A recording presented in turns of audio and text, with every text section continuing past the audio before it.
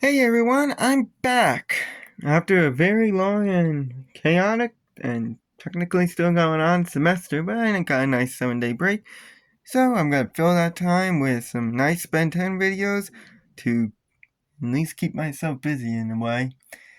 Anyways, so we are in the midst of doing some Ben 10 Ultimate Alien stuff. This is the first half of Ben 10 Ultimate Alien Season 1, which covers everything from the very first episode up to Ultimate Agrigore, so the Andromeda 5 arc. And I did not include Ultimate Agricole because he made a cameo, but we're not even going anywhere close to that.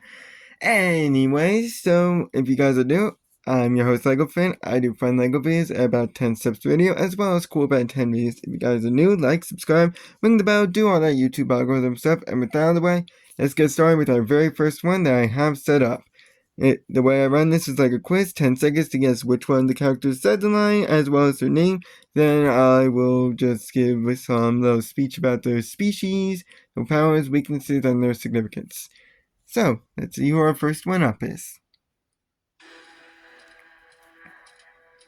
Hey, what's your damage, Not him. lunkhead? Nobody barges into my castle. Your castle. So, this is your castle, is it? The second person that spoke, I forgot that Arjun had a little line before it. So, which one of these characters said the second line that you heard? Get 10 seconds, good luck.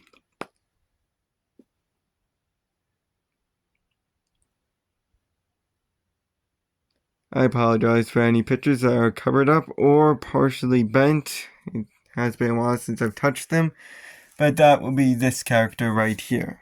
His name is Sir Dagonet. He is, well, let's find out. He is a human, first appearing in the episode Andreas' Fault, appearing at the end to overthrow and successfully did overthrow Arjit and then threw him as well as Ben, Gwen, and Karen all into the dungeon. Once they all escaped, they decided to interrupt his little festival of trying to execute Andreas because, well, he's an alien. So this resulted in a big, giant, climactic battle, and he decided to put his weapon on self-destruct mode so that way he could teleport it away before it officially blew up. So we have no idea what happened to him at the end. So, like other Forever Knights, he has a sword and armor, and due to the fact that he's one of the main leaders of the Forever Knights, he also has control of them and is very highly respected. He also has a sonic gun that fires sonic pulses, but it could be set to self-destruct as a last resort. He's also very agile and can teleport, as well as have knowledge on alien species. However, he is human and has typical human weaknesses and is willing to put his men on the line to save his own skin. You can also say that he's xenophobic and does not like aliens, preferring to, well, execute them, which is always fun. And these are aliens like this guy. So he's not afraid to execute them. That's always fun. Alrighty, the next character up has their first line of this. Right then, we go in fast, grab what we came for, and get out. Charging the cannon now. Of these characters, which one said that line? 10 seconds, good luck.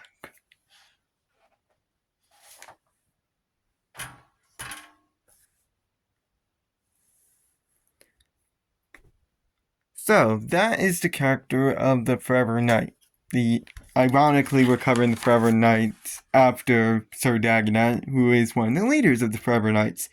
So, they are, I guess you could say they are all human, though it's unclear because they never take off the helmets. And made two appearances. First in Duped, where two tried to break into the museum with a plasma tank but ran away after seeing Wrath. And then they came back again, but they were, and where one was fatally shot by Urian, who I think we covered in the previous video. And then the last two accompanied him in robbing the museum once again, but they were both knocked out by Kevin, tossing Humongosaur. Then in Andreas' Fault, they served as cannon fodder throughout the episode, retrieving strange things like smoothie machines in order to give to their new king Argit. And then Dagonet appeared and they accompanied him. Most teleported away with Dagonet before the castle collapsed, but more than likely there were a few casualties. So they have knowledge on alien and alien techs as well as regular tech, with some being equipped with a staff with lasers, and some also have electric lance that could break through mana, which is this weapon that you see here. They are also very durable, with some being expert scientists. They are also intelligent and can be equipped with a laser sword or regular sword and shield. This is the laser sword side. They can also run fast, and some are good drivers, and some even drive tanks. They are also somewhat agile, and some are equipped with electronic mace. They also have flashlights, laser lances. I get confused between all the weapons. These are the laser lances. They also have tunnel bombs, knowledge on the criminal underbelly. They don't often appear alone. They are also decent fighters. Some are strong. They can teleport. They have their own castles, or at least some of them. They also have knowledge on DNA aliens. However, they can be knocked out with enough force and usually don't know what to do without orders. They also usually have slow reactions, not bright, can have weak armor, somewhat cowardly, and are very gullible and can change alliances quickly. Next character up would be this person.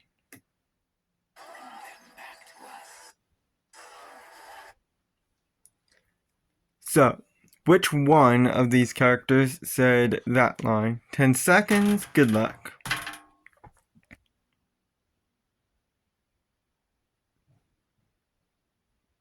So quiet in these nice 10 seconds. But if you guys are wondering, this character goes by the name of Victor Valadez. Who is this person right here? He is a human only appearing in the movie Alien Swarm, possessed by the decoy queen, and was used to attack the gang. He first attacked them in the warehouse but fled after most of the nanites were frozen, where he came across two homeless men whom he possessed with the nanites.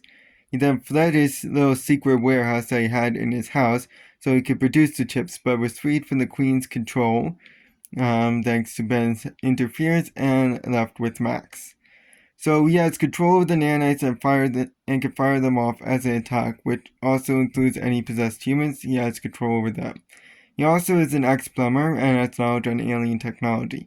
He's also somewhat strong, and though I am uncertain about this ability, he might be able to teleport via the nanites, though I am uncertain whether or not that's an ability or not, because we see him in the warehouse and then we see him in the street, so I'm going to say yes, he has the ability to teleport.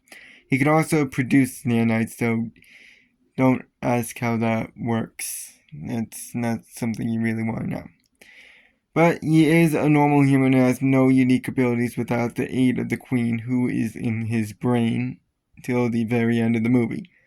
He's also blacklisted by the plumbers, so the plumbers hate him. Next character will be this person. You guys here for the safe cracking job? Which one said that line? 10 seconds, good luck.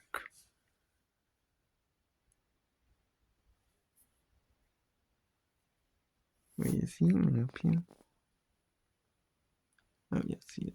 Okay, so that would be this person right here. His name is actually never given in the show, but in the Ben 10 wiki, he goes by the name of Hammer because, well, that's his main thing, a hammer.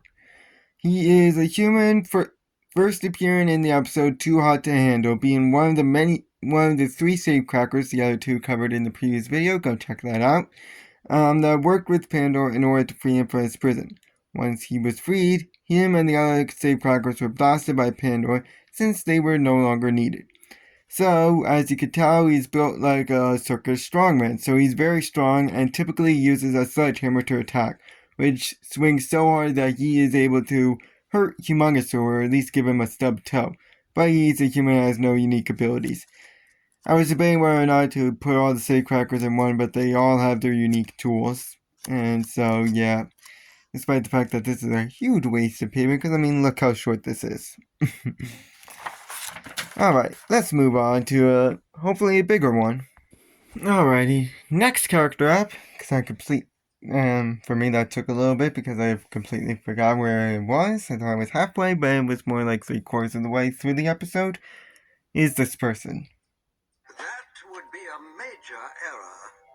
Or is that a Colonel Error. I'm not very good with rank. They poked fun at that. Anyways, which character said that line? 10 seconds, good luck.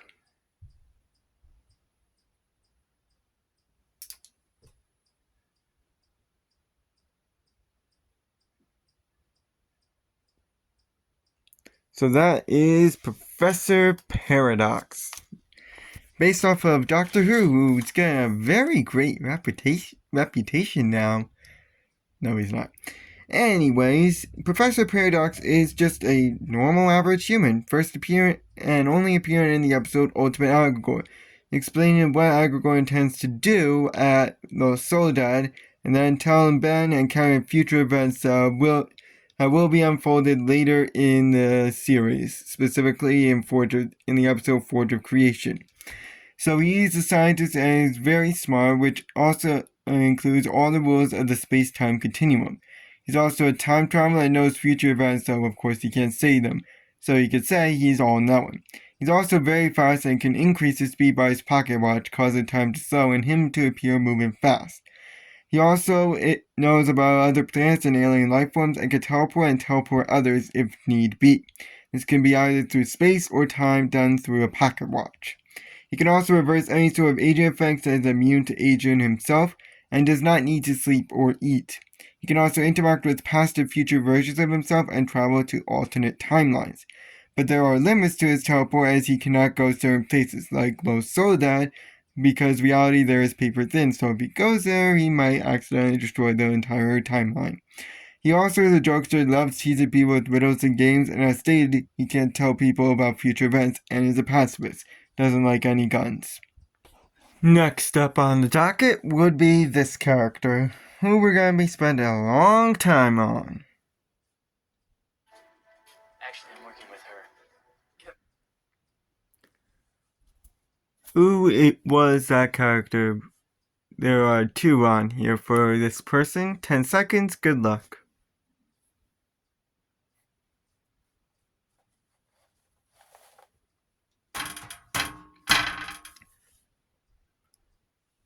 So, this character is none other than Ben 10. We got his normal outfit, and then him without his coat.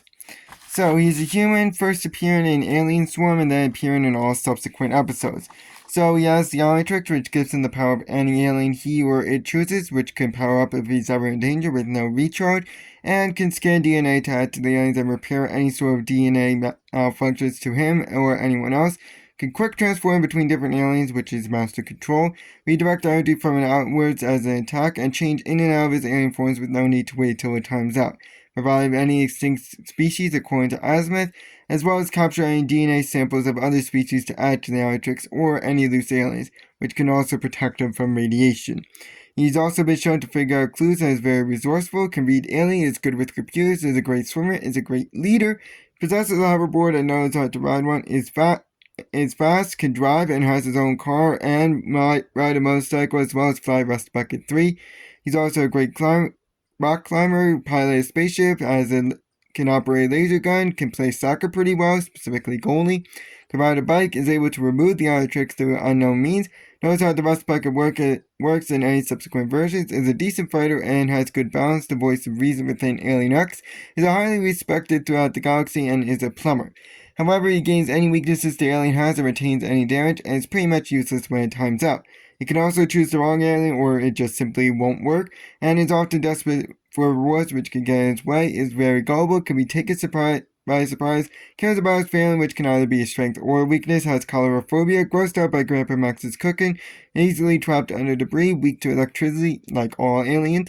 He can be hypnotized, is not strong, likes attention, prone to jealousy at points, is not familiar with how the Omnitrix works and tends to over-rely on it, and it won't work if unscanned DNA alien is around. He can also be single-minded and the Omnitrix can self-destruct. He can also be selfish and vain, and the Omnitrix is weak to magic, and he can do stupid things in love. When in love, mostly shown when Julie is around, though that girlfriend is going to change. He's also quick to judge, which can make him blind to the truth. if he does quick transform, it often wipes him out. He can be overconfident and insensitive, has little endurance, and can be hurt by Argus needles. Rapid fire, let's go! Next character up has their first line of this. To my voice, you must obey. You're one of us now, Ben Tennyson. So, which character said that line? 10 seconds, good luck.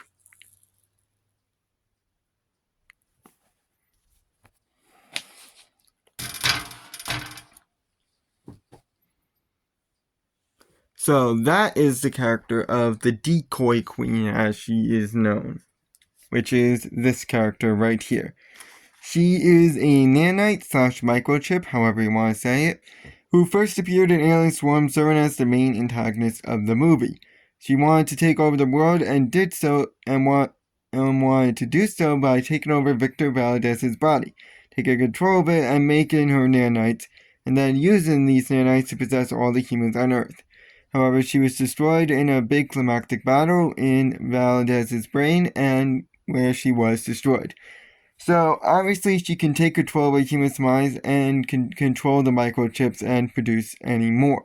She can also produce an electric blast, which can come either from her tail or the tentacles that she can bring out. She's also very fast and agile and can learn and adapt to any opponents. However, she cannot control hybrids like Nanomech, and can be easily crushed due to her size. She also can't withstand her own electric blast, and if she dies, the swarm dies as well. Next character up is this one. What did you do? 10 seconds, good luck. I know, some of these lines are really, really quick. But this one is this guy right here. His name is Bivalve, one of the Andromeda 5 aliens. He is an Orshan, I probably mispronounced that, I'm not good with the species names in Ben 10, who first appeared in the episode Fame, stealing pieces of an experimental rocket at NASA named Project Orion. This was in order to repair his ship and fly him and the others home. Unknowingly, he would also kill Flora's population in the process. He explained that he was with 5 others and then was stopped by Ultimate Spider Monkey and was hung up. Then Ultimate Agrigor came and recaptured him. He then reappeared and escaped from Agrigor, where he was escaping, where in a flashback he escaped and wanted to try and call for help in order to keep the element a surprise. So he decided to team up with Rad and Galapagus to the speakers and get rid of the bots inside, thanks to Rad's help. But he was knocked out before he did anything, and when they did escape, he decided to stay with the ship, believing it was the only way home. Then, finally, he reappeared in Ultimate Agrigor, being mind-controlled by Agrigor to buy him some time. While he put up a very good fight, he was the very first knocked out after getting his head smashed on a wall, and then Agrigor teleported him away, and disappeared after the events of the episode. So he can shoot and manipulate water and is very heavily armored, can't be harmed by bullets or lasers. He can also breathe underwater, is very strong, and is very quick at times. He's also smart enough in order to build a rocket without any blueprints or instructions, and has very quick reactions. However, he can be knocked out by a welded torch for a brief time, and can be restrained by Spider Monkey's webs. He also can be mind-controlled and is susceptible to heat. Alrighty, next character up is this one. Explain yourselves. So, which character was that? 10 seconds, good luck. Just pointing something out, I did do this randomly, but this is really backfiring because I'm covering like no aliens at all, and the aliens are like the best part, though I love the villains just as much. Even though that this guy is from one of the worst Ben 10 episodes ever. This is King Urian, however you want to pronounce that, who is a human first appearing in what is often considered the worst Ben 10 episode ever, Duped. where he leads the smallest batch of the Forever Knights, consisting of only a handful, and was planning to steal the Toltec battle armor from a local museum. And actually succeeded, but the armor was destroyed and he was knocked out in the process.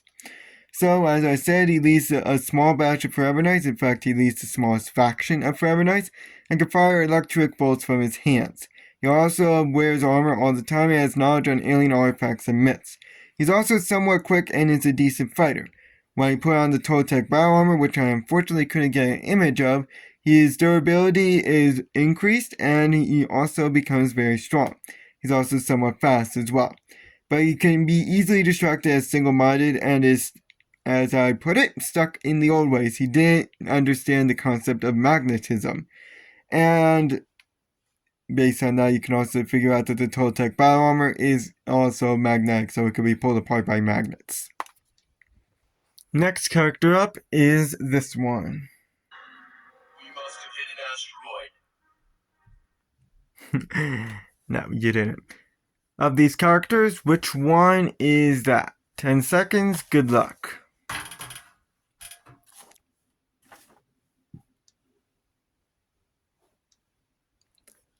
So, these are what is often named the Agrobots, which are these guys right here. They are alien robots, first appearing in the episode Escape from Algor, where you heard that scene, where they were used by Algor around the ship and aided him throughout the flashback scenes of the episode. And then in Fuse they appeared briefly, where they were piloting Algor's ship using its sensors to find Ben and the Ultimatrix. Then in Ultimate Agogor, they were used by Agogor to set up a diversion before then appearing later as guards to Los Soledad while Agogor tried to get to his ultimate form. So they are numerous, acting as a small army for Agogor and are somewhat strong, being able to restrain the Andromeda 5. They can also pilot a ship and most are equipped with a laser gun. However, extreme heat can easily melt them. They can also be not entirely the brightest, as shown by that first quote, because that was done by Andreas. They are also magnetic and can be blasted away by mana. And unfortunately, we got no aliens today with our last character up. Alright, last character on the docket tonight is this one. I have to go to tennis practice in an hour, but you can stay here until I get back. So, who was that character? 10 seconds, good luck.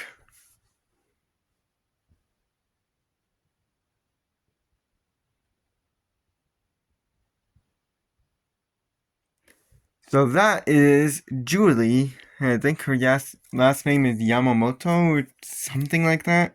So we have her in a regular outfit, and I should have known that there were two, because she also has her tennis outfit, which is just without her pink sweatshirt that she usually wears.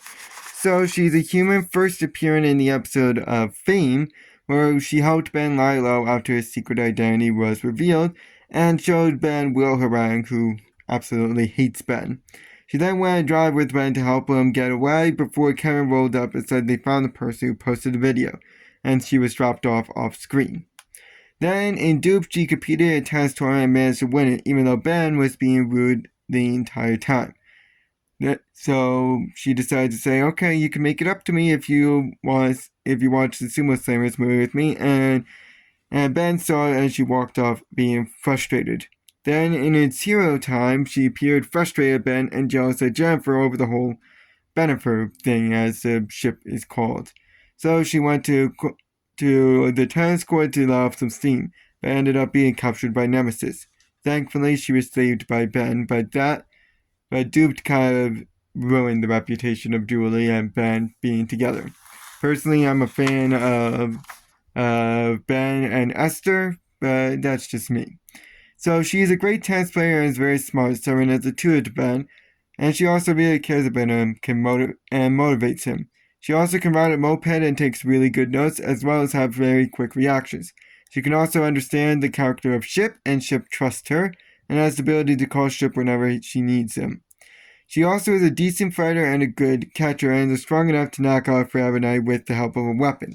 She also has Ben on speed dial and can merge with Ship to make a mech suit, giving her a laser gun, being very durable, almost impenetrable, and give her enhanced strength. However, she loves Ben, making her a possible damsel in distress, as shown in the episode It's Hero Time.